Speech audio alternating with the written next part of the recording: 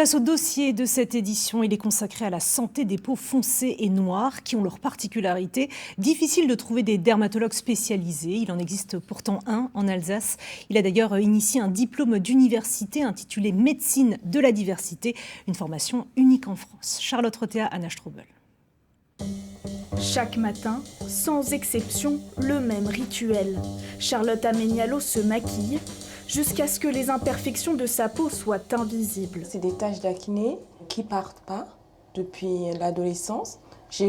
Tous les traitements que j'ai essayés n'ont pas réussi à les enlever. Originaire du Togo, dès son arrivée à Strasbourg, elle a pris rendez-vous chez un dermatologue qui ne connaît pas les produits adaptés à sa peau. S'ensuivent une dizaine de déceptions. Après, à force de chercher, je pose la question directement. Vous connaissez un peu la peau noire? Parce que je suis d'origine africaine, ils me disent non. Donc moi, je gagne du temps et je gagne de l'argent. À 42 ans, Charlotte Amenialo s'est résignée. Elle a le même type de taches. Moi, les miens sont plus prononcés parce que je suis un peu plus foncée. Elle se tourne vers les méthodes d'une esthéticienne qui affiche ses résultats sur les réseaux sociaux. Ça, c'est au bout de 3 séances.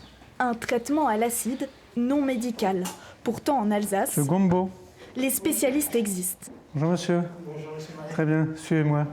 À l'hôpital de Colmar, le professeur Antoine Mahé traite en particulier les maladies sur peau foncée. Chez ce patient, un vitiligo. Donc ça c'était au début. Oui. On voit bien là les zones de dépigmentation. Oui. Et alors après traitement, voilà le résultat. Voilà. Donc on voit qu'il n'y a pratiquement plus rien. En tout cas, c'est à peine visible. Un résultat rendu possible par des séances en cabine UV 2 fois par semaine pendant 6 mois. Sur une peau claire, cette maladie se voit moins et un tel traitement n'aurait pas été envisagé. Dans ce cas, il fallait être sensibilisé un petit peu à la cause de la dermatologie sur peau noire et ne pas se limiter à ce qui a marqué dans les, peut-être strictement sensu dans les livres, c'est-à-dire bon, une petite lésion, on la laisse. Là, la lésion était petite, 2 cm², mais elle était très gênante. Et donc ça, c'est vraiment le contexte peau noire qui a fait qu'on a décidé de lancer l'artillerie lourde en quelque sorte, et on n'a pas eu à la regretter. Je suis soulagé, je suis content et heureux du résultat. Témoin de cette forte demande de soins pour peu de médecins spécialistes, le professeur Mahé a voulu créer un diplôme universitaire intitulé Médecine de la diversité. Seule l'université de Strasbourg a répondu favorablement, le feu vert que le dermatologue attendait. Je me suis constitué au fil des années un réseau de médecins dermatologues et non dermatologues intéressés par la question. Et donc j'ai sollicité tous ces potentiels orateurs. La plupart ont été très enthousiastes pour y répondre.